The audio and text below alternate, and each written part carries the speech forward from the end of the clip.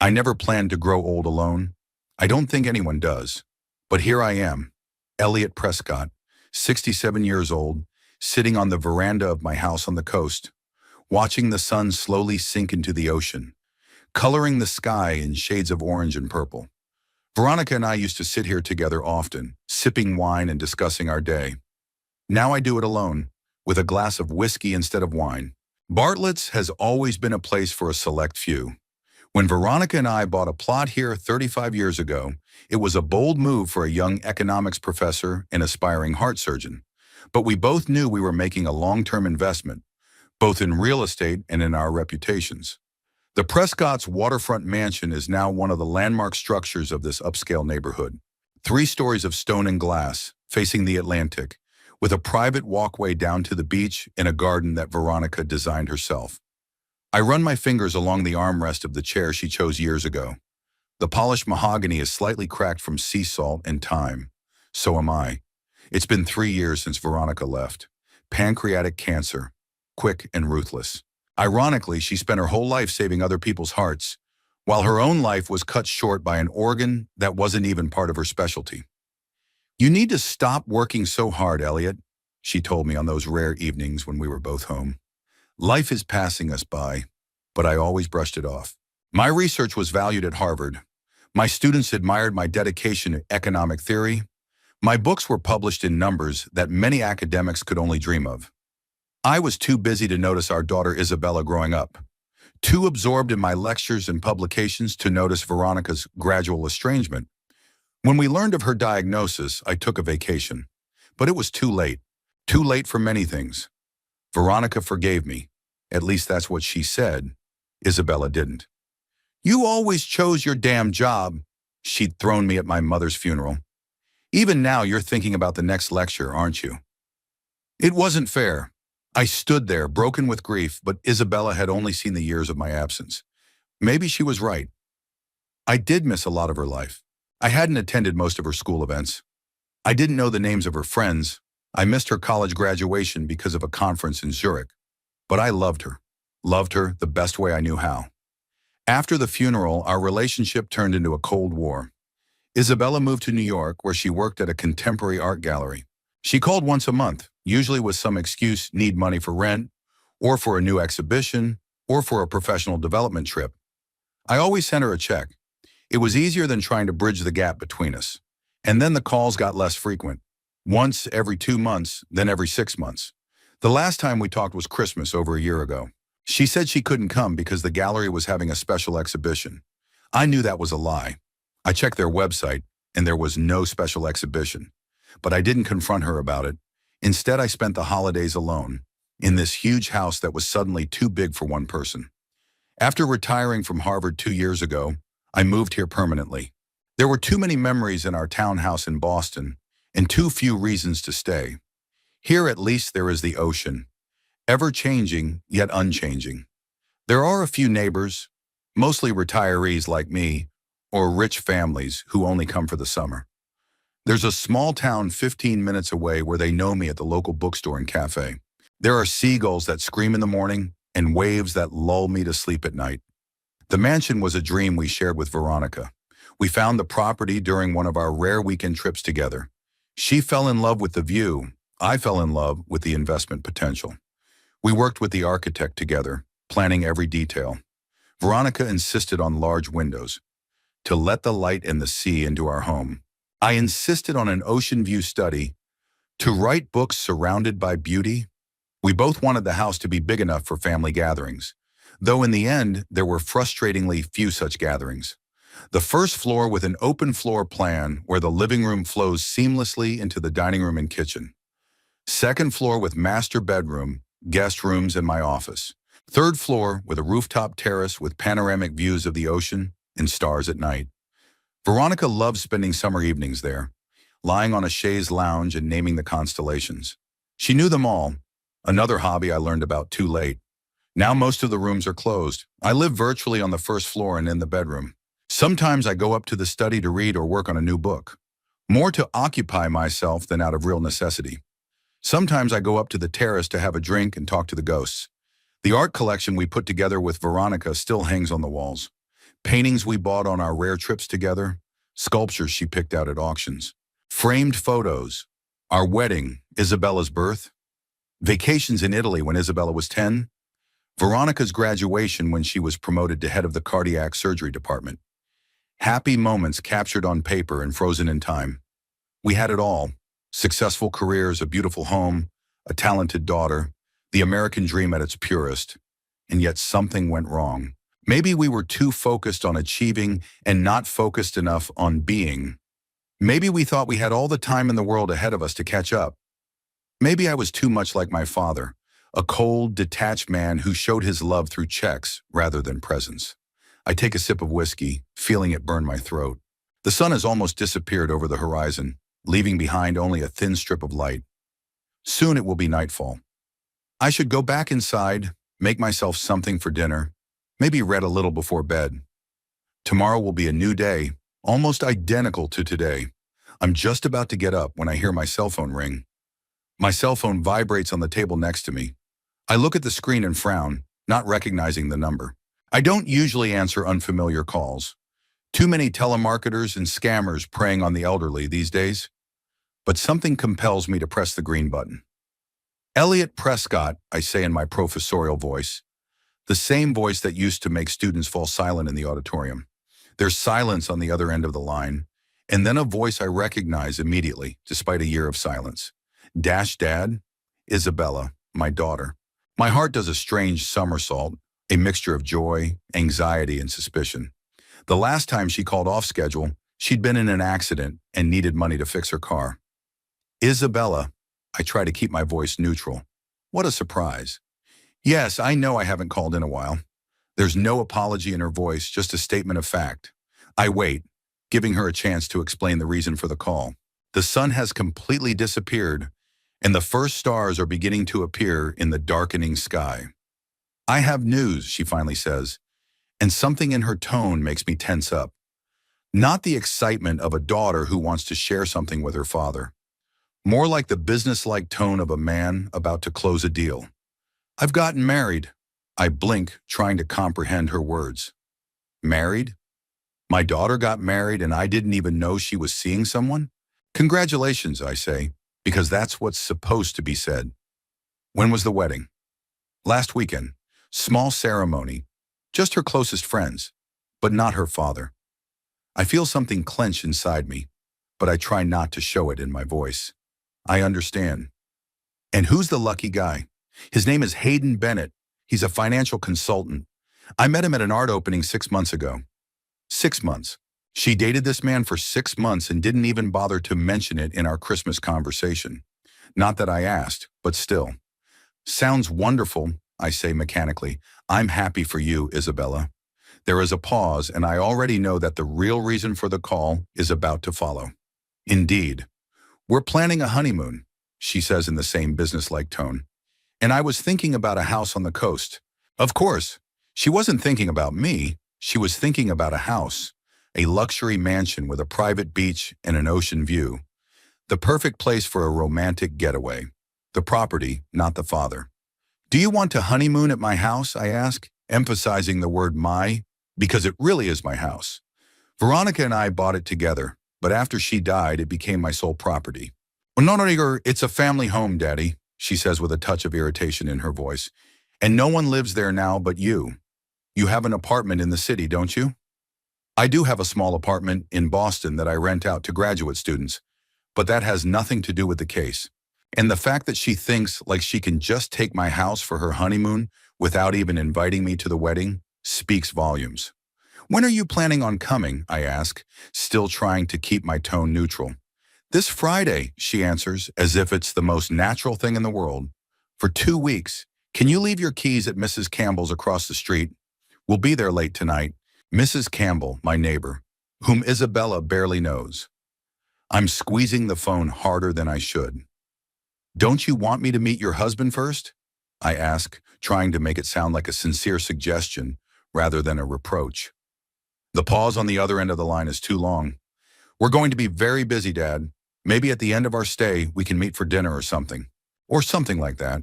As if meeting Dad is an insignificant item on her schedule that can be crammed in between the beach and shopping. I stare out at the dark sea in front of me and think about all the times I've set aside time with my family for work, about all those dinners I missed, about all those school plays I wasn't at, about all those conversations Isabella and I never had. Maybe it's my fault that my daughter grew up with the belief that relationships and people are less important than careers and possessions. Perhaps I taught her that by my example. But now, sitting alone on the veranda of a house that should have been filled with life and laughter, not silence and memories, I can feel something inside me breaking. Or maybe it's the other way around. Something is falling into place. Isabella, I say quietly, I think we need to talk before you arrive. Maybe you could come a day early, without Hayden, so we could— Daddy, she interrupts me, that note of impatience in her voice that I know all too well. I really don't have time for this. I just want to know if you're going to leave the keys with Mrs. Campbell or not. I close my eyes and take a deep breath. I once loved that voice more than anything in the world. The first word my daughter uttered was Daddy. I remember her running to me with open arms when I came home from university. I remember her sitting on my lap while I read her bedtime stories. I remember her first day of school, her first broken knee, her first broken heart. And now she calls me after a year of silence to tell me she got married without me and demands the keys to my house for her honeymoon. Okay, I finally say. I'll leave the keys with Mrs. Campbell, great. Her voice suddenly becomes lighter, as if she's finally gotten what she wanted. Thanks, Daddy. I'll call you when we get there. I know she won't call. Just like she didn't call on my birthday last month. Just like she didn't call on the anniversary of Veronica's death. Just like she didn't call just to see how I was doing. Yeah, sure, I say. Have a great honeymoon. Thank you. Bye, Daddy. And she hangs up without waiting for me to answer. I sit in the dark, phone in hand, staring at the black ocean in front of me. The waves crash against the shore with an even rhythm, as if nothing has happened, as if the world hadn't changed. But something has changed. In me. I can feel the old pain giving way to something new, something like determination. I smile into the darkness and whisper, Goodbye, Isabella. Then I finish my whiskey in one gulp and rise to enter the house. The phone call with Isabella stayed in my head all night. I tossed and turned in bed, going over in my mind her words, her intonation, and what she didn't say. I got married. 3 simple words that should have brought joy to my father. Instead, they left a bitter taste, as if I had been excluded from the most important event in the life of my only child. In the morning, I sat in the kitchen, staring at a cup of cooled coffee. Outside the large windows, I could see the ocean, choppy today, with gray waves crashing against the shore. The weather matched my mood. My cell phone was on the table in front of me. I dialed Isabella's number, the one she'd called from yesterday. 3 beeps and she answered. Dash, Dad? I could hear the surprise in her voice. Had something happened? Her first thought was, something must have happened. Not that I could just want to talk to my daughter. No, nothing happened, I replied, trying to keep my voice sounding calm and friendly. I just thought we could talk about your wedding. You caught me off guard yesterday. Pause. I heard background noise. The sounds of the street. New York never sleeps. I'm a little busy right now, Dad. Can we talk about this later? Later when, Isabella? I couldn't hide the slight irritation in my voice. You call me once a year, tell me you're married, and demand the keys to the house. I think you can spare your father 5 minutes. Another pause, then a sigh. Okay, 5 minutes. I heard the background noise change. She must have gone into some kind of room. A cafe? Her office in the gallery? Or maybe her new family home, which I knew nothing about. Tell me about Hayden, I asked, taking a sip of my iced coffee. He's wonderful, she said, in the way people usually talked about their new partners. Smart, ambitious, with a great sense of humor. I met him at the opening of Renzo Martinez's exhibition. I hadn't heard of that artist, I admitted. Honeymoon. Of course you haven't, she said with that subtle note of superiority in her voice that always hurt me. He's a rising star in contemporary art. Hayden advised him financially, and I organized his first solo show in New York. I see, I said, though the only thing I really understood was that my daughter still thought I was hopelessly disconnected from the modern world. And you dated for 6 months before the wedding?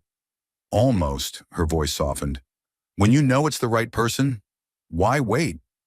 I remembered how I'd met Veronica at a faculty meeting. She was a guest speaker talking about new methods of cardiac surgery. I asked a question after her talk, something about the cost-effectiveness of new technologies in healthcare. She answered with such passion and at the same time clarity of thought that I was fascinated. We started dating, and 2 years later we were married. There was no one rushing us. "I'm just surprised you didn't introduce him to me before the wedding," I said carefully, trying not to sound accusatory. "We've both been very busy, Dad." Her voice became strained. "Besides, you know how it is in the art world. Things happen fast. So fast that you couldn't invite your father to the wedding?" That's it. I wasn't going to ask the question so directly, but the words came out. Silence on the other end of the line. Then, "It was a very private ceremony, only the closest of friends." "I understand," I said, and suddenly felt tired. "And I'm not part of that circle." "Dad, let's not start." Her voice became hard. "You chose your own path years ago. You always put work before family, even when Mom was dying. It was a low blow, but not unexpected. Isabella always used Veronica's death as a weapon against me. Yes, I worked too hard. Yes, I missed a lot of important moments. But in the last months of Veronica's life, I was there for her every day." "I took a whole semester off when your mother got sick," I said quietly. "Too late," she cut me off. "It's always too late." We'd been through this conversation many times before, and it always ended the same way, with mutual recriminations and more estrangement. I decided to change the subject. "How does Hayden feel about you not inviting your father to the wedding?" Long pause, too long. "Hayden," she stammered, and it was so unlike my always confident daughter. "Hayden thinks you gave up on me after Mom died." I felt a cold wave roll through my body. "What?" "He was embarrassed to ask why my father wasn't at the wedding," she continued hurriedly. "His parents died when he was a teenager, and he's very sensitive about family matters. I didn't want to upset him with stories about our difficulties." "So you lied to him?" It wasn't a question. "I made it easy." Her voice became defensive. "Told him that you chose not to be involved in my life after Mom died, that you chose to completely immerse yourself in your work and avoid anything that reminded you of her, including me." I squeezed the phone so hard my knuckles turned white. Isabella hadn't just uninvited me to the wedding, she'd portrayed me as a monster in her husband's eyes. A man who abandoned his own daughter in her time of need. "You know that's not true," I said, surprised at how calm my voice sounded, given the storm raging inside me. "It's my truth, Daddy," she replied with the confidence that had always been her hallmark. "You may think otherwise, but I remember how it was. The way things were. After Veronica died, I really immersed myself in my work. It was my way of coping with grief. I wrote a new book, spent more time with students, took extra lectures, but I never gave up on Isabella. I called her every week. I offered to let her live with me, but she preferred to stay in New York. I sent her money, not because I wanted to pay her off, but because I wanted to help. But in her version of the story, I was the cold, distant father who abandoned her when she needed support the most." "Isabella," I began, trying to find the words that would break through the wall she'd built between us. "I never—" "Daddy, my 5 minutes are up," she interrupted me. "I have to go. Are you going to leave your keys with Mrs. Campbell or not?" I closed my eyes. Images flashed before my mind. Isabella as a child, sitting on my shoulders as I walked along the beach. Isabella as a teenager, rolling her eyes at my attempts to talk about her first date. Isabella as a student, showing me her first publication in an art magazine. Isabella at her mother's funeral, standing apart from me as if we were strangers. And now Isabella marrying without me and telling her husband the lie that I had abandoned her. When did it all go wrong? When did my little girl who once looked up to me with adoration turn into a woman for whom I was only an inconvenient reminder of the past? Or perhaps a source of funding and real estate to use as she saw fit? I remembered how our relationship had begun to deteriorate even before Veronica's illness. Isabella had always been closer to her mother. Veronica understood the art world. I did not. Veronica knew how to talk about feelings. I didn't. Veronica supported all of Isabella's creative endeavors. I worried about the practicality of her choices. When Isabella decided not to apply to Harvard, despite my connections that might have made her path easier, and instead chose an art school in New York, I was disappointed. Not because I thought her choice was wrong, but because it meant she would be further away from us. From me. I didn't know how to express those feelings, so they morphed into lectures about financial security and career prospects. After Veronica's death, the crack between us turned into a chasm. Isabella accused me of not being an attentive enough husband, that if I'd spent more time at home, maybe we would have noticed the symptoms sooner. That even at the funeral I was worried about how soon I could go back to work. It was an unfair characterization, but I wasn't defensive. Maybe somewhere deep down inside I was afraid she was right. Maybe I really had let Veronica down. And Isabella. Over the years, our infrequent conversations became increasingly strained. Isabella only called when she needed something. Money to rent a gallery, contacts in the art world, a letter of recommendation for a grant. I always gave her what she asked for, hoping it would somehow shorten the distance between us. But it only increased it. And now she calls after a year of silence to tell me she's married and wants to use my house for her honeymoon. The house I built with her mother, the house that had witnessed so many happy moments and was now a refuge for my loneliness. Dad? Are you still there? Her voice brought me back to reality. Yes, I answered. I'm here. So you'll leave the keys? I stared out the window at the ocean. The waves were crashing against the shore with regularity. The ebb and flow, rise and fall. Nature knows no resentment or disappointment. It simply follows its eternal cycles. Of course, I said at last. I'll leave them with Mrs. Campbell Good. Her voice instantly became more cheerful. Thank you, Daddy. You don't know how much this means to us. Hayden always wanted a house by the ocean. Well, this is it. Not just a honeymoon, but to impress her new husband. Show him that she comes from a family that owns luxury beachfront real estate, that she has access to a lifestyle he may have dreamed of. Tell me, Isabella, the words flew from my lips. Does Hayden know I own the house? Or did you tell him it was yours? A long pause. Then, I told him that it's our family home. Her voice became cautious. That it would pass to me after, after I die. She'd already distributed my inheritance, already promised my house to her new husband. I see, I said, surprised at my own calmness. And when do you plan to come? This Friday night, she said, clearly pleased by the change of subject. We'll stay for 2 weeks. Will you be in town by then? Maybe, I said uncertainly. I have some things to do in Boston. Oh, well. There was no disappointment or relief in her voice, just neutral acceptance of the fact. Maybe we can meet for dinner before we leave. I'd like you to meet Hayden. After you've already painted him a portrait of a monster father abandoning his daughter, after you promised him my house as an inheritance, I doubted this meeting would be pleasant for either of us. We'll see how my schedule works out, I replied. Sure, she agreed easily. Just let me know. It was as if we were business partners arranging a meeting, not father and daughter who hadn't seen each other in over a year. Isabella, I said, and something in my voice silenced her. I want you to know that I never gave up on you. I've always been here. I always will be.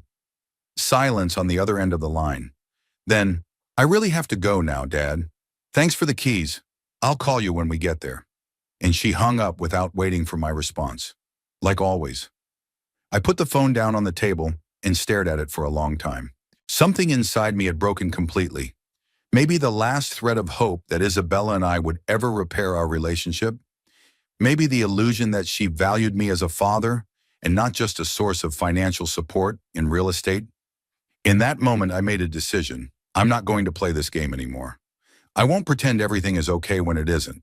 I won't let Isabella use me and then discard me when I'm no longer needed. I got up from the table and walked over to the window. The ocean was still as choppy as ever, the waves crashing against the shore with a fury that reflected my inner state. I gazed at this primal force of nature for a long time, and gradually my resolve strengthened. If Isabella wants the house for her honeymoon, if she has already promised it to her husband as part of her inheritance, if she has lied to him about me abandoning her, fine. I'll give her a lesson she'll never forget. I picked up the phone and dialed a number. Seaside Estates Real Estate Agency. How may I help you? Came the female voice on the other end of the line. My name is Elliot Prescott, I said. I'd like to talk about the possibility of renting out my seaside home. Of course, Mr. Prescott. When would you like to start and for how long? I smiled, looking out at the ocean. Immediately, and for the long term. After talking to Isabella, my phone wouldn't stop vibrating. She sent one message after another, first about what groceries to buy for their arrival, then asking about the condition of the house, then asking me to check if the hot tub on the terrace was working, as if I were the caretaker of her private resort, not the father she hadn't invited to her own wedding. I didn't respond to any of those messages. Instead, I put the phone screen down and got down to business. The morning after our conversation began with a visit to the Seaside Estates real estate agency. The office was located in downtown Bartlett, in an old building overlooking the harbor. I was greeted by Caroline Duvall, the agency's director, an elegant woman in her 50s, with a keen eye and an impeccable reputation in the world of luxury real estate. Mr. Prescott, she shook my hand with perfect pressure. Neither too strong nor too weak. We've heard a lot about your house, though we never expected you'd want to rent it out. Life circumstances change, Mrs. Duvall, I replied, sitting down in the chair across from her desk. Please call me Caroline, she smiled. Tell me more about your property and what you expect from the lease. I described the house 3 stories, 5 bedrooms, a private beach, a garden that had once been Veronica's pride, and a rooftop terrace overlooking the ocean. He mentioned that he wanted to rent it as soon as possible, preferably this week, and for the long term. That's an unusual situation, Caroline said, making notes in her notebook. Usually, such properties take time to prepare marketing materials. Professional photography? I'm willing to offer a competitive price for a quick transaction, I interrupted her, and I'm sure you have clients in your base who have been looking for something like this. She looked at me carefully, and I saw understanding in her eyes. Caroline didn't ask why I was in a hurry, another quality I appreciated. Actually, I have potential tenants who might be interested, she said after a pause. The Richardson family. Oliver Richardson is a diplomat, recently returned to the States after serving overseas for many years. They were looking for a house in your neighborhood, preferably with an ocean view. They'd like to rent it for a year, with an option to renew. That sounds perfect, I nodded. They're very wealthy people, with an impeccable reputation, Caroline continued. They have 2 teenage children who will be attending a private school nearby. I can arrange a meeting today if you're ready. I'm more than ready, I replied. The sooner the better. Caroline nodded and reached for the phone. Give me a few minutes to get in touch with them. In the meantime, perhaps you would like to discuss the financial details? We spent the next hour discussing rent, deposits, insurance, and other nuances of a long-term lease. The price Caroline offered was even higher than I'd expected, apparently. Real estate on the Massachusetts coast was even more valuable than when Veronica and I had bought a lot there. By noon, everything was organized. The Richardson family agreed to come over for a home inspection at 3 o'clock in the afternoon. I had just enough time to get home and prepare for their visit. On the way home, I reflected on what I was doing. Part of me felt guilty, not for Isabella, but for Veronica's memory. We had built this house together, dreaming that it would become a family gathering place, that our grandchildren would run along the beach, collecting shells, learning to swim in the sheltered cove. But instead, the house became another battleground in our Cold War with our daughter, a place where I've spent the last few years alone, poring over memories and regrets. Maybe renting it out isn't an act of revenge, but an act of liberation? For me and for a home that deserved to hear children's laughter and see family celebrations. Upon returning home, I began to quickly prepare for the arrival of potential tenants. I removed personal photos from the walls and shelves. I didn't want strangers looking at moments of my life with Veronica and Isabella. Gathered the stack of books I wanted to take with me, packed up a few particularly valuable pieces of art that Veronica and I had acquired during our rare trips together. My phone continued to vibrate with new messages from Isabella. Now she was asking if there were fresh linens in the house or if she needed to bring her own. I continued to ignore them. At exactly 3 o'clock in the afternoon, the doorbell rang. The Richardson family was there. Oliver, a tall man with a military bearing and kind eyes. His wife, Eleanor, a refined woman who reminded me of Veronica with her understated elegance. And their children, 17-year-old Alexander and 15-year-old Sophie. Standing next to them was Caroline Duvall, who introduced us to each other. It's an honor, Professor Prescott, Oliver said, shaking my hand. I read your work on behavioral economics when I was at Princeton. That was a long time ago, I smiled, surprised and flattered by the recognition. Good ideas don't get old, he replied. I gave them a tour of the house, showing them the spacious rooms overlooking the ocean, the rooftop terrace, the garden that still bore traces of Veronica's care, though I wasn't as diligent a gardener as she was. The Richardson children were polite and reserved, but I saw Sophie's eyes light up when she saw the terrace and Alexander's interest in the built-in library in the study. This is exactly what we were looking for, Eleanor said when we returned to the living room. Space, light, closeness to nature. After so many years in urban apartments all over the world, children deserve a little freedom. I'm glad you like it, I said. The house deserves a family who will appreciate it. We discussed the details, when they could move in, what was included in the rent, what rules I wanted to set for the house. To my surprise, the Richardsons were ready to move in immediately. They were temporarily living in a hotel and looking for permanent housing. If you agree, we could sign the contract today and organize the move in 2 days, Oliver suggested. It was quicker than I'd expected, but it fit perfectly with my plans. Friday, the day Isabella planned to arrive with her new husband, was in 3 days. I agree, I replied. The sooner the better. Carolyn, who had been watching us silently all this time, pulled the prepared contract out of her briefcase. Oliver and I studied it carefully, made a few minor adjustments, and signed it. With the Richardsons and Caroline gone, I was alone in the house that would soon cease to be my home, if only temporarily. I stood at the window looking out at the ocean and felt a strange mix of emotions: relief, sadness, determination, and something akin to contentment. My phone vibrated again. This time it was Isabella calling. I didn't answer it. Instead, I went to my bedroom and began packing my bags. The next 2 days passed in feverish activity. I was moving personal belongings into my apartment in Boston, which I hadn't used in years. Fortunately, I wasn't renting it out as I had previously planned, but just holding it as an investment. Now it turned out to be providential. The apartment was smaller than I remembered. 2 bedrooms, a living room overlooking the park, a small kitchen, but it was mine, and it didn't have the ghosts of the past that haunted me in the house on the coast. Isabella kept calling and texting. At one point, her tone changed from demanding to concerned. "Daddy, why aren't you answering? Is everything okay? Daddy, I'm worried. Please let me know you're okay. If you don't answer by tomorrow, I'll call the police." That last threat almost made me answer. Almost, but I knew she was bluffing. Isabella wouldn't call the police. It would mean wasting time and possibly derailing her honeymoon plans. Instead, she would probably just arrive on Friday as planned, expecting Mrs. Campbell to have the keys as promised. I gathered all of Veronica's pictures, the ones of her alone and the ones of us together. I collected her jewelry that I'd kept over the years, hoping to pass it on to Isabella someday. I collected family heirlooms. The silver service Veronica had inherited from her grandmother, the collection of rare medical books she'd collected all her life, the antique watch I'd given her on our 20th anniversary. All of this I carefully packed and moved into the apartment. The Richardsons didn't mind keeping the furniture and basic household items in the house.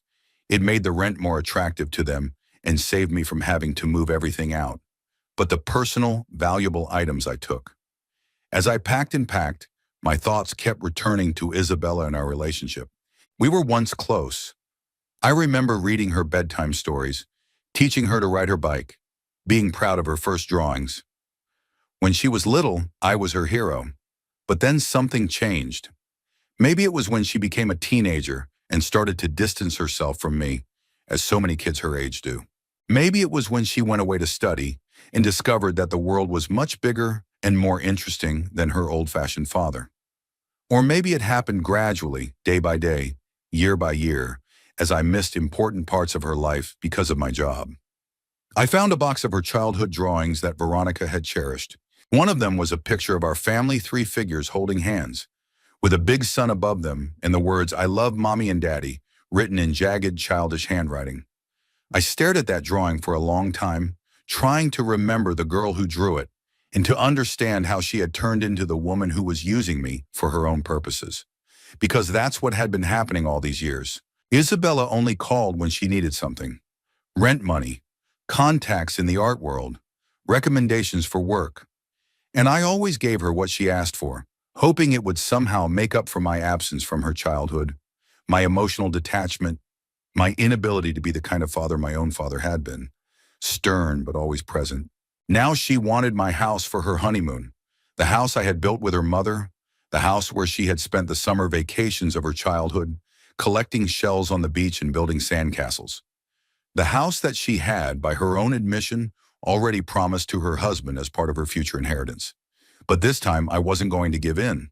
This time I was going to teach her a lesson about the consequences of her actions.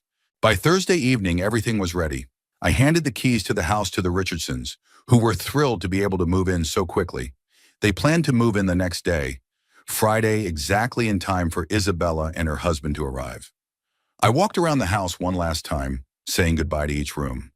The bedroom where Veronica and I had spent so many nights discussing our day before bed. In the study, where I'd written most of my books. In the kitchen, where Veronica experimented with recipes on those rare days when she had time to cook. On the terrace where Isabella and I once spent an entire night watching a meteor shower when she was 10. Those were good memories, but they were overshadowed by what happened next. The slow disintegration of our family, Veronica's death, the estrangement with my daughter. Maybe by renting out the house, I could make a fresh start. No illusions about rebuilding a relationship with Isabella, but create a new life for myself. Go back to teaching, which I've always loved. To travel, as Veronica and I had always planned for retirement. Maybe even find a new relationship, though the thought still felt like a betrayal to Veronica. As I left the house, I left a note on the kitchen table for the Richardsons, with a few tips about the house, where the main water tap was, how the heating system worked, which plants in the garden needed special care. I'd also left a bottle of champagne in the fridge, a little welcome gift. Getting into the car, I took one last look at the house. The sun was setting, painting its walls a golden color. At that moment, my phone vibrated again. Another message from Isabella. "Dad, we're leaving tomorrow morning. Please remember to leave your keys with Mrs. Campbell. I'm so excited. Hayden can't wait to see the house." I didn't reply. Instead, I started the engine and pulled onto the road leading back to Boston, leaving behind the house and everything it symbolized. My dreams, my losses, my mistakes. The 3-hour drive gave me time to think about what I was doing. Part of me felt guilty. Had I been too harsh? Was I repeating the mistakes of the past when I chose petty revenge over open conversation? But another part of me knew it wasn't petty revenge. This was a necessary breakup, an end to a toxic relationship that was hurting us both.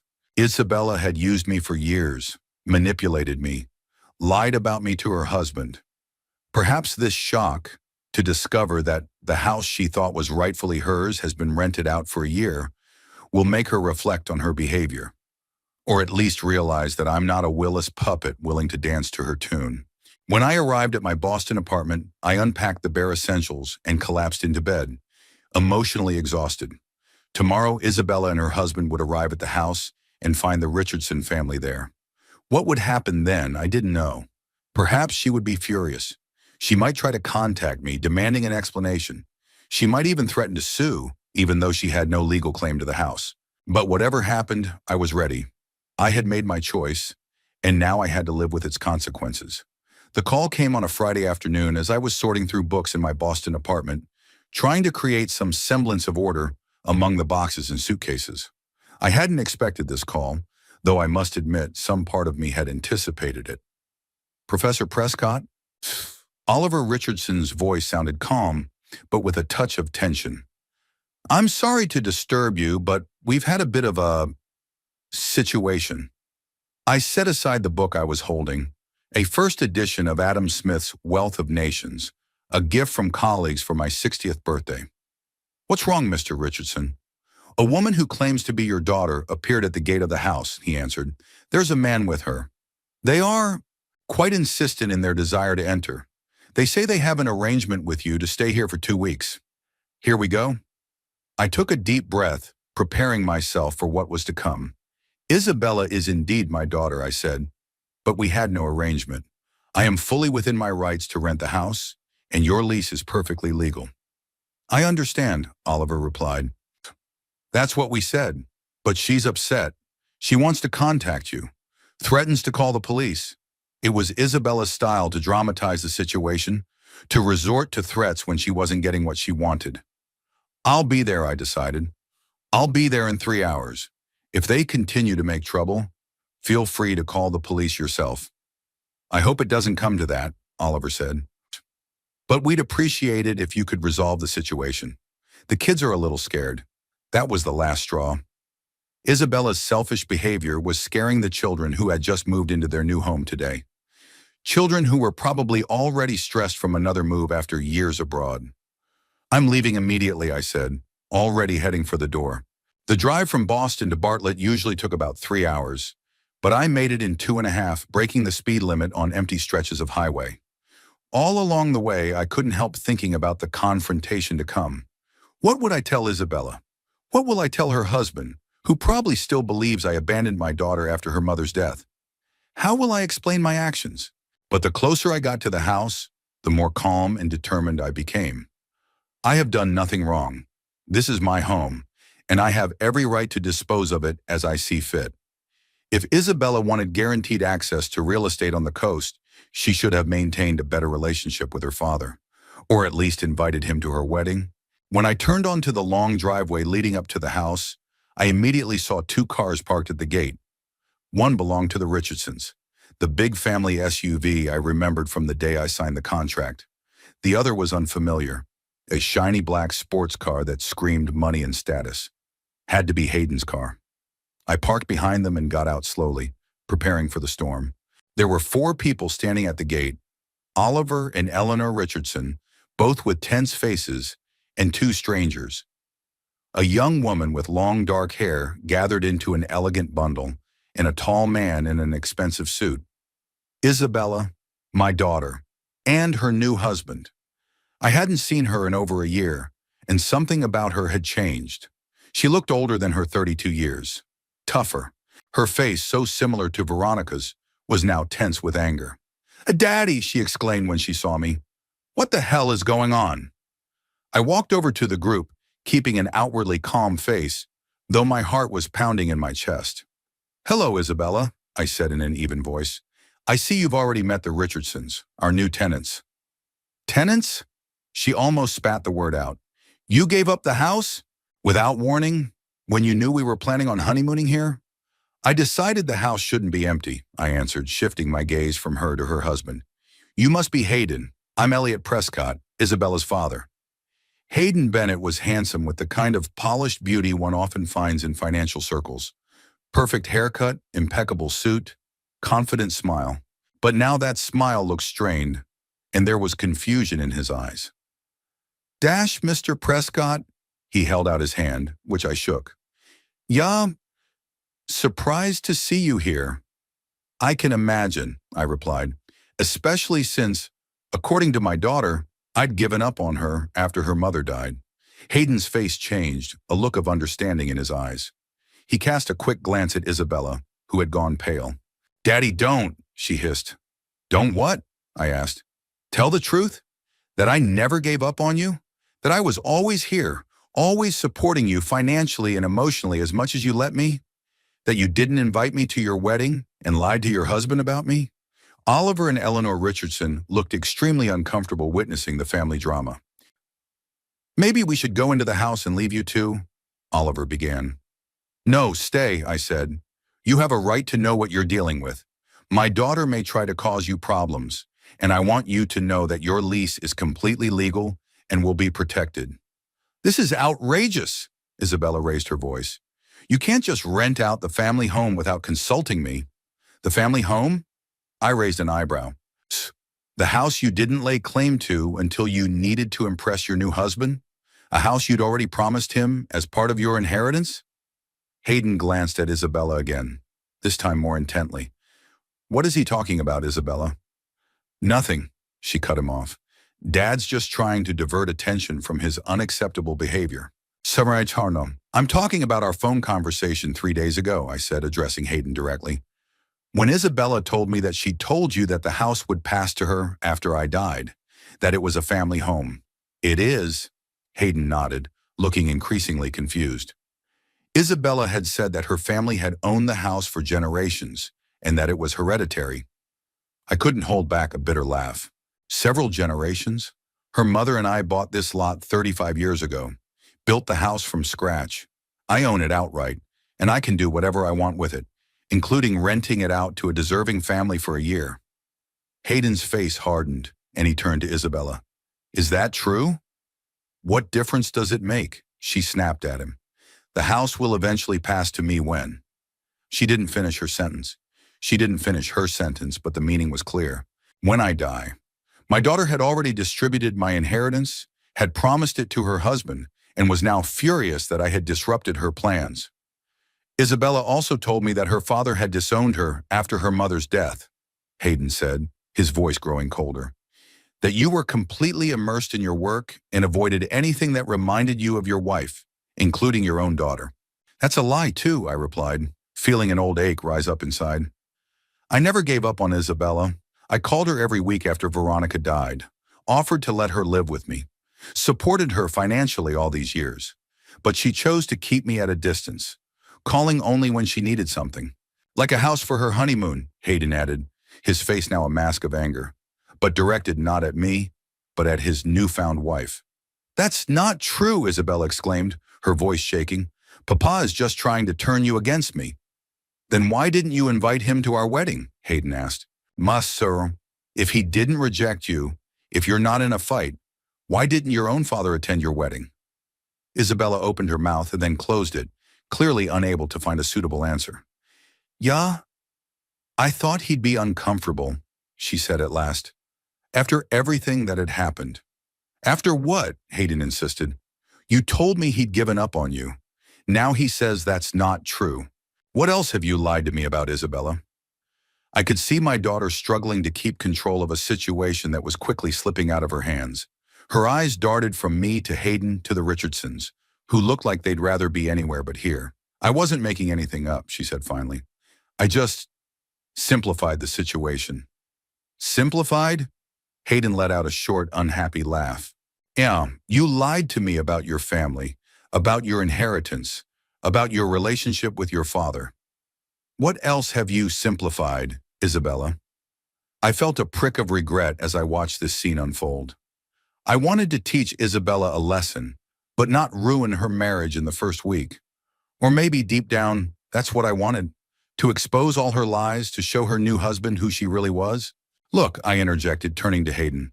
I don't know what Isabella has told you about me or about our family, but I do know that you don't deserve to start your marriage with deceit and disappointment. Maybe you two should find another place to talk and figure out what your relationship is really built on. Hayden looked at me with a long, evaluating stare. Then he nodded. You're right, Mr. Prescott. We do need to talk, he turned to Isabella. In the car. Now. Hayden, you can't seriously, she started. To the car, Isabella, he repeated in a tone that brooked no objection. She gave me a fiery look. You ruined everything, she hissed. You always ruin everything. No, Isabella, I answered quietly. You ruined it yourself with your lies. I just didn't let you manipulate me once again. She turned and walked toward the car, her shoulders tense with restrained rage. Hayden lingered for a moment. Thank you for your honesty, Mr. Prescott, he said. I'm sorry we met under these circumstances. I'm sorry too, I replied sincerely. I hope you can resolve this situation in a way that's best for both of you. He nodded, then looked at the Richardsons. I apologize for the inconvenience, he said. There will be no further problems. With those words, he headed for the car, where Isabella was already sitting, typing furiously into her phone. Probably another series of accusations against me. We all watched in silence as the black sports car turned and sped down the driveway, kicking up a cloud of dust. Well, Oliver Richardson said after a long pause, that was intense. I apologize, I said, feeling suddenly tired. I didn't realize the situation would take such a turn. Don't apologize, Eleanor said softly. Family relationships can be difficult. We all understand that. I looked at them, these kind, reasonable people who'd gotten caught up in my family drama, and felt a deep sense of gratitude. Thank you for understanding, I said, and for not calling the police.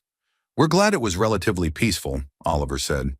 But Are you sure your daughter won't cause us any problems in the future? I wondered. Knowing Isabella, she could hold a grudge and seek revenge. But legally, there was nothing she could do. The lease is completely legal, I assured them. The house belongs to me alone, and Isabella has no rights to it. If she tries to bother you again, contact me immediately and I'll resolve the problem. They nodded, still looking a little worried. Look, I added, I'll be staying in town for the night, in a local hotel. Just to be on the safe side. If Isabella comes back or tries to contact you, call me and I'll come over immediately. That seemed to reassure them. Thank you, Professor Prescott, Oliver said. We appreciate your concern.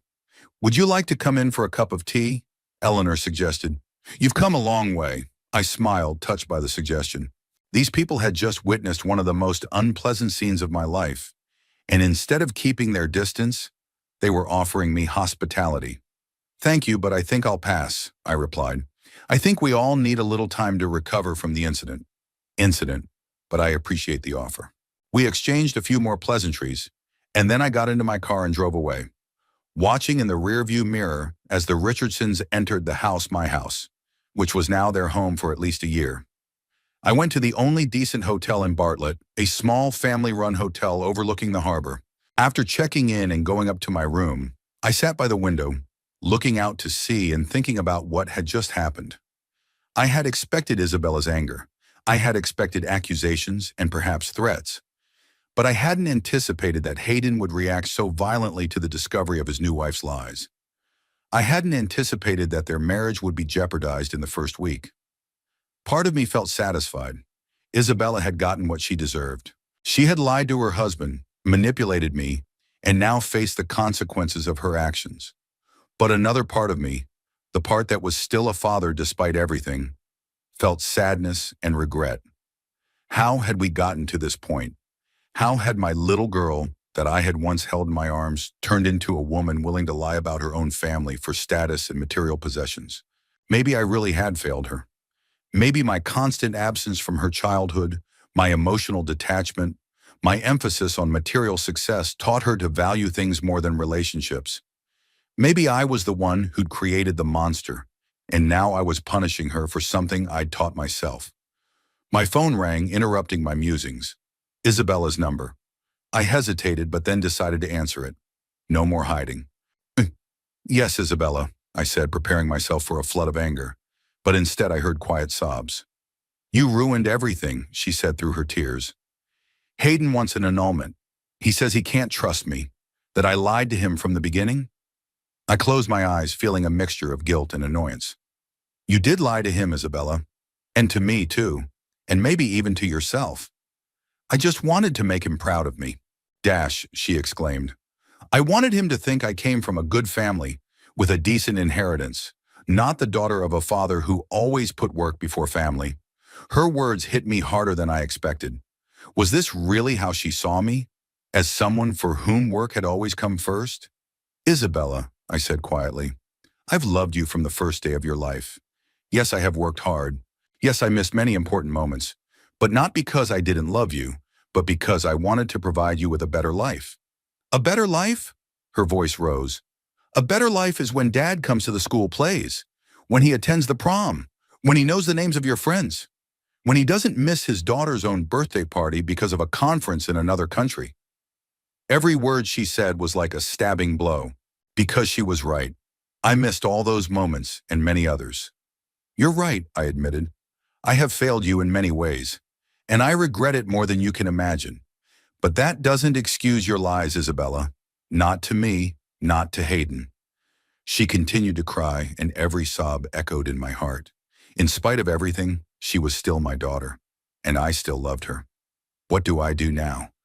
She finally asked, her voice so young, so vulnerable. First of all, be honest, I answered. With Hayden, with myself, with me. If your marriage is based on lies, it has no future. If Hayden loves the real you, not the image you've created, you have a chance to make things right. She was silent for a long moment, and all I could hear was her ragged breathing. You're right, she said finally. But I don't know if he can forgive me. That's for him to decide, I replied. But the truth is always the best foundation for any relationship, Isabella, even if it's painful. Like the fact that you rented out the house knowing we were planning to honeymoon there? There's that accusatory tone in her voice again. I admit it was my way of teaching you a lesson, I said. Maybe not the most mature on my part. But after our conversation, when I found out that you lied to Hayden about me, that you'd already promised him my house as part of your inheritance, I just couldn't let it go on. You could have just told me, her voice got harder. You could have just said no. Would you have listened, I asked. Or would you have just kept manipulating and pushing until you got what you wanted, like you'd been doing all these years? Silence. Then, I didn't manipulate you. You didn't? I chuckled bitterly. What do you call those rare calls that always ended with a request for money or a favor? What do you call calling me after a year of silence, informing me that you got married without me, and demanding the keys to my house? Silence again. Yeah, I didn't think of it that way, she said finally. I don't know how to communicate with you any other way. The words hurt, but there was a truth in them that I couldn't deny. Then maybe we both need to learn, I said softer. Maybe we need to try to build a real relationship based on honesty and mutual respect, if that's what you want. I don't know what I want, she replied. Right now I just want to save my marriage. Then start with the truth, I advised. Everything else can wait. She sighed, and I heard years of pain and frustration in that sigh. Okay, she said. I'll give it a try. Good luck, Isabella, I said. I'm sorry it had to be this way, that we've gotten to this point. Me too, she said quietly. Bye, Daddy. She hung up and I was alone in the hotel room, staring out the window at the ocean. The same ocean that washed up on the shore outside my house where another family now lived. The same ocean that Isabella was seeing now, wherever she was, perhaps in the car with Hayden, trying to save her marriage, or in some hotel, alone and in tears. I didn't know what the future would bring. Whether Isabella would be able to fix her marriage, whether we would ever be able to repair our relationship. But I did know one thing. Today the masks were ripped off and the truth, however painful, was exposed underneath. And maybe that was the first step to something better, or at least something more honest. I spent another night in a hotel in Bartlett after our confrontation with Isabella, just in case there was any further trouble with the Richardsons. To my relief, the phone was silent. Neither the new tenants nor my daughter bothered me, and I was finally able to sleep, though the dreams were restless. Scraps of memories mixed with images of last night's scene at the gates of my former home. In the morning, I called Oliver Richardson to make sure everything was all right. Everything is calm, Professor, he assured me. No visits, no calls. The children were settling in. Sophie had taken to the terrace for her art classes. Somehow this agreed with my idea of justice. The house I'd built with Veronica was supposed to be filled with family life, not empty most of the year, or a stage set for my ungrateful daughter's honeymoon. After breakfast at a local cafe, I got in my car and headed back to Boston. The drive gave me time to think about what had happened and what lay ahead. Isabella was furious, understandably so, but her marriage was already coming apart because of the lies she'd told Hayden. Was my role in this justified? I didn't know. But what's done is done. My apartment in Boston greeted me with silence and semi-darkness. After the spacious house on the coast with its panoramic windows and ocean view, the city apartment seemed cramped and impersonal. But it was mine, and here I could start a new chapter of my life. I spent the rest of the day unpacking and trying to create some semblance of order.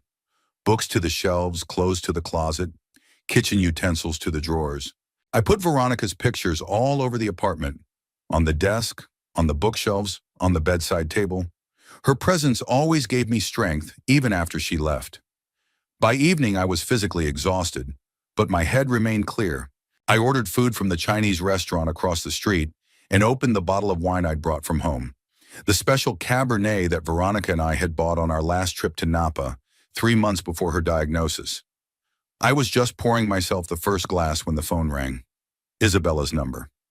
I sighed but decided to answer it. Ignoring the problem wouldn't make it go away. Yes, Isabella, I said, trying to keep my voice neutral. You have to cancel the lease, she said without preamble. Her voice was cold and businesslike, no trace of last night's tears. I just talked to a lawyer. You had no right to rent out the family home without consulting me. I took a sip of wine, gathering my thoughts. It's not a family home in the legal sense, Isabella, I replied calmly. It belongs to me and me alone. Your mother left her share to me in her will. You have no legal rights to the property. I am the daughter and heiress, her voice rose. I have a say in what happens to the family property. No, you don't. I remained calm, though I could feel my irritation beginning to boil over. Not in this case. I am the rightful owner of the house, and I can do with it as I see fit. Rent it out, sell it, remodel it. Any competent attorney will tell you the same thing. Silence on the other end of the line then. Then I'll contest Mom's will. I'll say you manipulated her when she was sick. It was so absurd, so insulting, that I felt a wave of anger rising in me. Your mother made a will 5 years before she was sick, Isabella, I said, barely controlling my voice. It was notarized with 2 witnesses. And by the way, she left you all her jewelry and a substantial amount of money, which you spent in the 2 years after her death. So don't talk to me about manipulation. Silence again. I could almost see Isabella mentally going over her options, trying to find another angle of attack. Saru, this is wrong, she said finally. You knew we were planning to honeymoon there. You did it on purpose to hurt me. Yes, I admitted, I did it on purpose. After I found out that not only did you not invite me to your wedding, but you lied to your husband about me.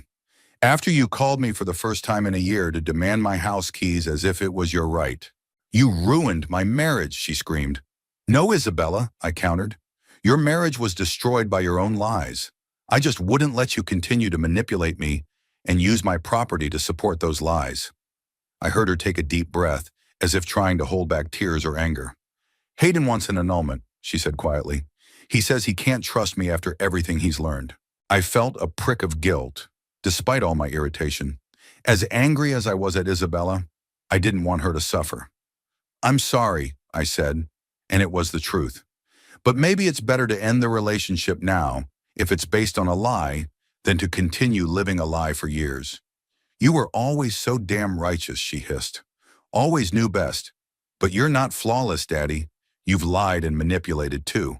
You just did it under the guise of caring about family, about our future. Her words hit me deeper than I expected, because there was some truth to them. I did often use work and taking care of the future as an excuse for my absence. I don't deny my mistakes, I said. I wasn't the best father. I missed too many important moments in your life, and I will regret that for the rest of my life. But I never lied to you, Isabella. I never manipulated you. I just did what I thought was right at the time. And now you think it's right to ruin my life? Her voice trembled. I think it's right to protect myself from further manipulation, I replied. And I hope it makes you think about your actions and their consequences. You will regret this, she said, and her voice became cold and hard. I will sue you. I'll tell everyone what you're really like. Do what you want, Isabella, I interrupted her. But know that legally, you have no rights to the house. And if you try to besmirch my name or bother the Richardsons, I'll be forced to defend myself with every means at my disposal. Normally, I'd give in to Isabella, try to avoid conflict, give her what she wanted, just to maintain some semblance of a relationship. But something in me had changed. Maybe it was the moment of epiphany at the gates of the house when I saw how my daughter had lied to her husband, how she had used me and my property for her own ends. You'll be sorry, she repeated and hung up. The next few days passed in relative peace. I continued to organize the apartment, trying to make it feel more like home. I contacted my old faculty at Harvard and inquired about the possibility of teaching as a visiting professor. The dean was delighted to hear from me and offered a course in behavioral economics next semester. On the 4th day after our confrontation with Isabella, I received an email from my former colleague and friend, Richard Kingsley. We hadn't spoken in years, but we had once been close. He was one of the few people who had supported me after Veronica's death. Elliot, I hope this letter finds you in good health. I ran into your daughter at the Museum of Fine Arts recently. She was organizing some kind of exhibition there. She mentioned that you had a falling out over a house on the coast. I don't know the details and don't want to intrude, but she seemed upset. If you need to talk, I'm here. Richard. I stared at that letter for a long time. So Isabella had really started to spread her version of events? I wondered what exactly she had told Richard. That I had cruelly denied her access to the family home? That I had ruined her marriage with my pettiness? I decided to answer honestly but briefly. Richard, thank you for your concern. Yes, Isabella and I did have a serious disagreement. She didn't invite me to her wedding and then demanded the keys to the house for her honeymoon. I decided to rent the house out for a year instead. Unfortunately, this led to a conflict with her new husband, who it turns out was misled about our marital situation. Elliot, I hit send and leaned back in my chair. It felt weird to lay out the whole situation in a few sentences. A complicated family drama reduced to a paragraph of text. Richard's reply came an hour later. Elliot, it sounds really complicated. Isabella didn't go into detail, but she did mention that her husband is very upset. It looked like their honeymoon had turned into a crisis meeting. She didn't look her best, to be honest. I'll be on campus next Thursday if you want to meet for lunch. Richard. So Isabella and Hayden were still together, at least formally. But a crisis meeting, instead of a honeymoon, didn't sound too reassuring for a young couple. I felt a pang of guilt. Had I gone too far in my desire to teach my daughter a lesson? But then I remembered the way Hayden had looked at Isabella when he'd found out about her lie. It wasn't the look of a man whose love could easily survive such a betrayal. It was the look of a man who felt cheated, used. Wednesday night I received another letter, this time from Caroline Duvall of the real estate agency. Professor Prescott, I hope you are doing well. I am writing to let you know that I received a call from your daughter. She was interested in the details of the lease agreement with the Richardson family and the possibility of terminating it early. I did not, of course, give her any information as the agreement is confidential and she is not a party to it. However, I feel it is necessary to alert you to her interest. I would also like to assure you that the contract is robust and cannot be terminated without good legal grounds, which at this time do not exist. Sincerely, Caroline Duvall. So Isabella didn't give up her efforts to get the house back. She went directly to the real estate agent, hoping to find a loophole in the contract.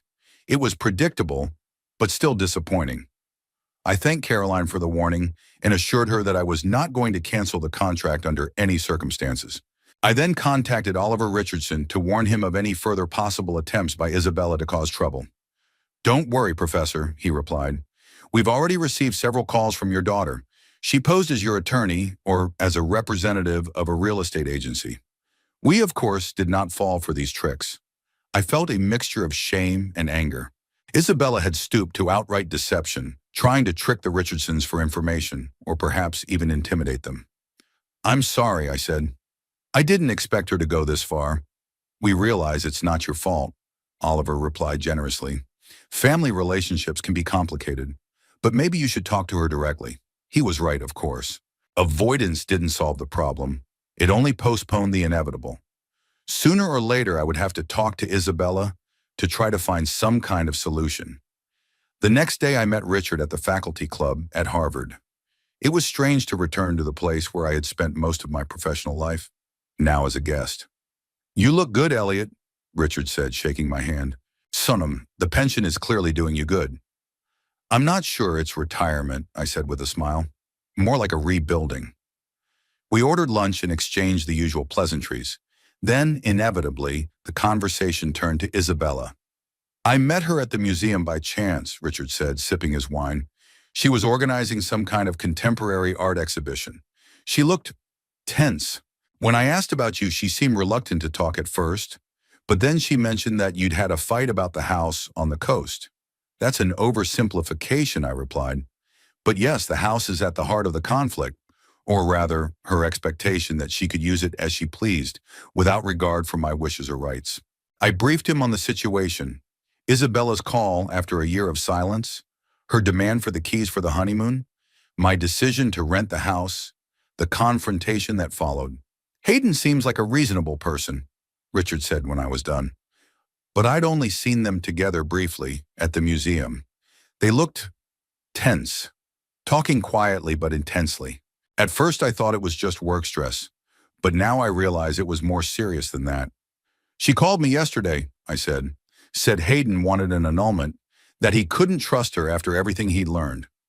Richard shook his head, harsh. But given the circumstances, perhaps it's for the best. Better to break off a relationship based on lies in the beginning than to continue living a lie for years. I smiled, recognizing my own words to Isabella. That was exactly what I had said to her. But I admit, I felt guilty. If I hadn't arranged this confrontation outside the house, perhaps they would have been able to resolve their problems more privately. Richard shook his head. Don't blame yourself, Elliot. You didn't force Isabella to lie to your husband.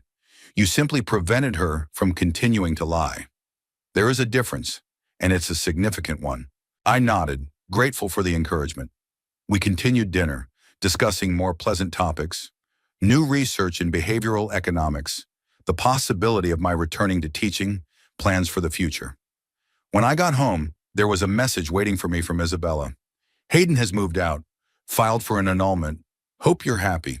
I stared at those words, feeling a mixture of emotions, regret, guilt, but also a strange relief. The situation had reached its logical conclusion. The lies had been exposed, the consequences had come. Now perhaps we could all move on, towards a more honest relationship or ending it altogether. I didn't respond to Isabella's message, not because I didn't care for her, but because I knew, in her current state, she would take any word I said as an attack or as hypocrisy. It was better to give her time, space to think about what had happened. In the end, I realized a simple truth. My daughter had never been interested in me as a person. To her, I was a source of finance, status, real estate. Perhaps this was partly my fault. I too often took the easy way out, offering money instead of time, material goods instead of emotional support. But that didn't excuse her manipulations and lies. I sat at the window of my Boston apartment, looking out at the cityscape and thinking about the future, about the possibility of starting over, not just with Isabella, if she was ever ready for a real relationship, but with myself. Perhaps it was time to stop living in the past, to stop defining himself through loss and regret. Perhaps it was time to find new meaning, new connections, a new life. 6 months flew by unnoticed. Winter was replaced by spring, then came summer. My life took on a new rhythm, a new direction. I returned to teaching at Harvard, first as a guest lecturer and then as a part-time adjunct professor. My course on behavioral economics was popular, and I found that I enjoyed being in an academic environment again, leading discussions with students, many of whom were smart enough to ask provocative questions. The apartment in Boston stopped feeling like a temporary shelter and began to feel like home.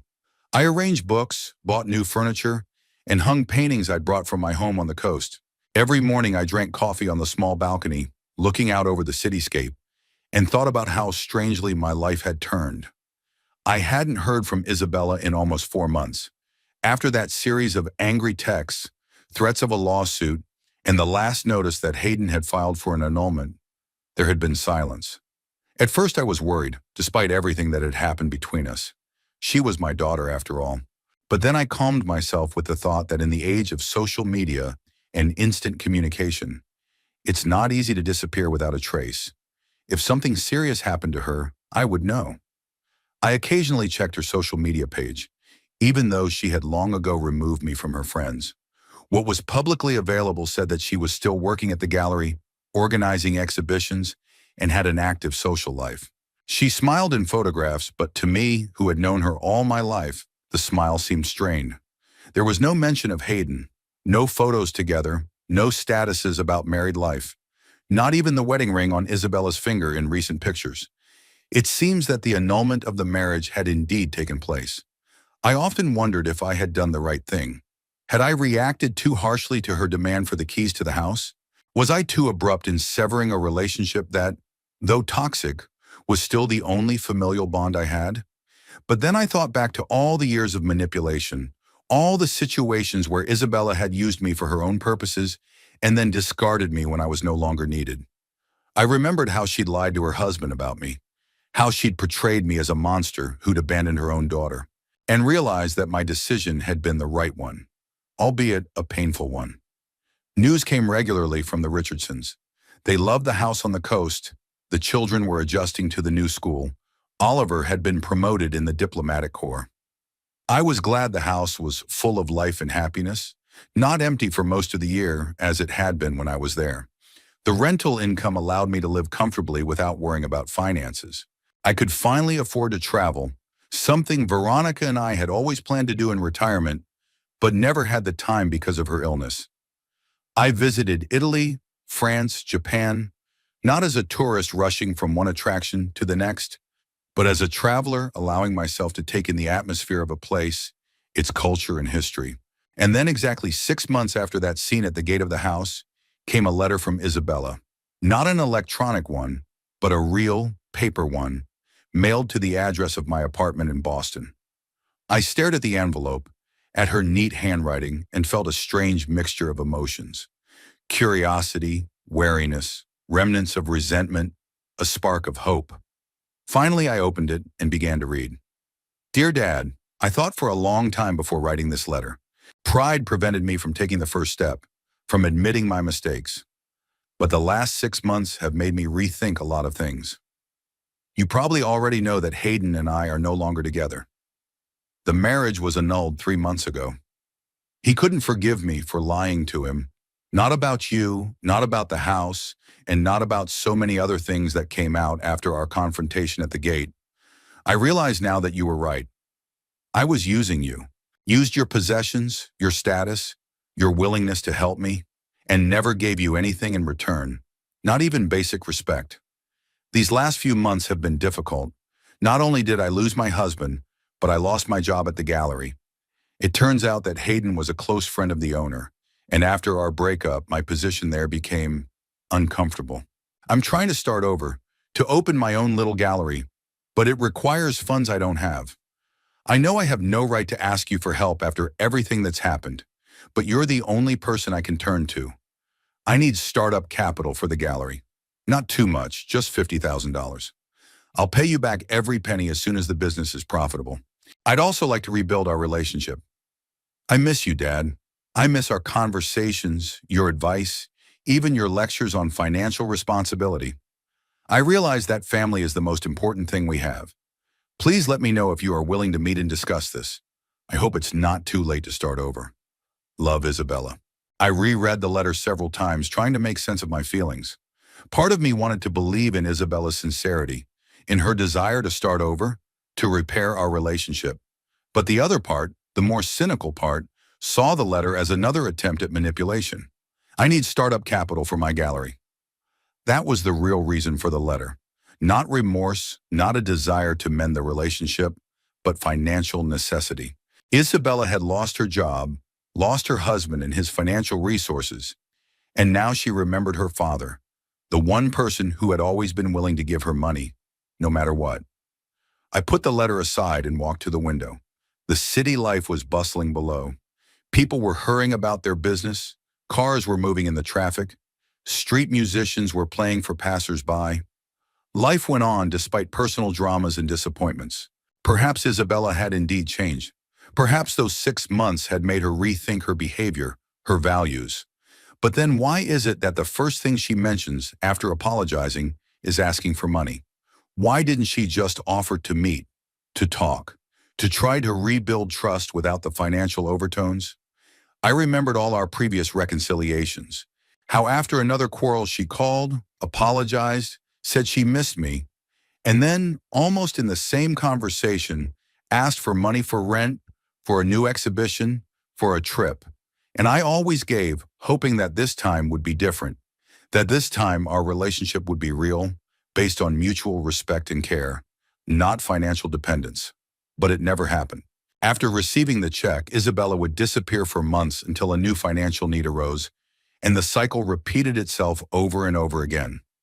I sat down at my desk and pulled out a blank sheet of paper. I started to write a response, but after a few sentences I stopped, crumpled the sheet and threw it away. Then I pulled out another and tried again, and again I stopped. What could I say to Isabella? That I did not believe in the sincerity of her remorse? That I saw her letter as just another attempt to get money? That I no longer wanted to be a part of this toxic cycle? Or maybe I should have given her another chance. To agree to meet, to listen to her, to try to understand if she's really changed? Offer to help, not financially, but emotionally, professionally, parentally. I sat for a long time looking at a blank sheet of paper, and gradually I realized that I didn't want to answer. I didn't want to enter into this relationship again, where I would always be the donor, emotional, financial, whatever, and Isabella would always be the recipient. Where I will always doubt the sincerity of her feelings, always look for ulterior motives in her words and actions. This realization brought a strange relief. It was as if I'd finally let go of the weight I'd been carrying around for years, the weight of guilt, of responsibility, of unfulfilled hopes. I was no longer obligated to save Isabella from the consequences of her own decisions. I wasn't obligated to be her emotional or financial support, especially when that support was not appreciated, but taken advantage of. I tucked Isabella's letter away in my desk drawer, deciding not to respond to it. Not out of revenge or cruelty, but out of the realization that any response would only prolong this unhealthy cycle. Sometimes silence is the clearest answer. Sometimes a complete breakdown of communication is necessary so that both parties can move on. The next day, I met with my real estate agent, Caroline Duvall. She informed me that the Richardsons would like to renew their lease on the house for another year. "They've fallen in love with the place," she said with a smile, "and they're even willing to increase the rent if you agree to the extension." I didn't hesitate. Of course I would. They are wonderful tenants, and I'm glad the house brings them so much joy. We discussed the details of the new agreement, and I felt satisfied that I had made the right decision. The house that I had built with Veronica, that had witnessed our happy moments, was now bringing happiness to another family. And the rental income allowed me to live comfortably and independently without worrying about my financial future. After meeting Caroline, I headed to the Harvard campus where I had a lecture scheduled for upperclassmen. The topic was emotional economics, how feelings influence financial decisions. The irony did not escape me. The lecture was a success. The students were engaged, asking interesting questions. One of them, a young man with an inquisitive look, asked, "Professor Prescott, do you think there are situations where it is rational to make a financially disadvantageous decision for emotional reasons?" I smiled, thinking about my decision not to respond to Isabella's letter, not to give her the money she asked for, even if it meant permanently severing our relationship. "Absolutely," I replied. "Sometimes the emotional cost of maintaining certain relationships or situations is so high that financial considerations become secondary. In such cases, the most rational decision is the one that protects your emotional well-being, even if it's not financially optimal." The student nodded, satisfied with the answer. I continued the lecture, but my thoughts kept returning to the question, my own decision, and the unanswered letter. After the lecture, I went to the faculty club where I met with Richard Kingsley and several other colleagues. We discussed the latest research, academic gossip, and plans for the next semester. It was nice to be part of an intellectual community again, having meaningful conversations with people who shared my interests and passion for knowledge. When the conversation naturally turned to personal topics, Richard asked about Isabella. "How have you been doing? Have you had any contact since the incident?" I shook my head. "Shakiraton, she wrote to me the other day. She wants money to open her own gallery." "And you'll give it to her?" Richard asked bluntly. "No," I answered with a certainty that surprised even myself. "I won't." Richard nodded, neither approving nor disapproving. This must be a hard decision. Harder than I expected, I admitted, but necessary for both of us. We moved on to other topics, but that brief exchange stayed with me. Yes, the decision was hard. Yes, part of me still doubted, still fought the instinct to help my child no matter what. But the other part, the stronger part, knew it was the right choice. In the evening, I returned to my apartment, poured a glass of wine, and stepped out onto the balcony. The sun was setting, coloring the cityscape with golden tones. I thought about Isabella's letter, about my decision not to answer it, about my new life, lonely but not empty, filled with work I loved, people I respected, opportunities I was just beginning to explore. I raised my glass in a silent toast to Veronica, who taught me how to love, to Isabella, who, despite all our problems, was a part of me, to myself, who had finally found the strength to break the toxic cycle and begin to truly live. Sometimes the most important relationships in our lives are the ones we have to let go of. Not because of a lack of love, but because of the realization that love doesn't have to mean self-sacrifice to the point of self-destruction. That true love also includes respect for oneself, for one's boundaries, for one's right to happiness and peace. I didn't know what the future would bring. Maybe one day Isabella would truly change, learn to build relationships on honesty and mutual respect. Maybe we could start over, on a new basis. But if that doesn't happen, I'll be fine. I've learned to live without toxic relationships, even if those relationships were with my own daughter. The sun had finally disappeared over the horizon, leaving behind a gentle twilight. I finished my wine and returned to the apartment, feeling strangely calm. Life went on. My life. And for the first time in a long time, I was truly free. From manipulation, from guilt, from endless attempts to earn the love that was supposed to be unconditional. Sometimes you need to break free from a toxic relationship, even if it means breaking up with your own daughter. Sometimes it's the only way to preserve yourself, your dignity, your right to happiness. And there's no selfishness or cruelty in that. Just a recognition that love doesn't have to cause constant pain, that healthy relationships are based on mutual respect and care, not manipulation and use. I was ready for this new chapter of my life, ready for independence, for freedom, for the opportunity to finally live for myself and not for the ghost of a relationship that existed only in my imagination. And in that readiness was not only the sadness of loss, but also the hope for something better, something real, something worthwhile.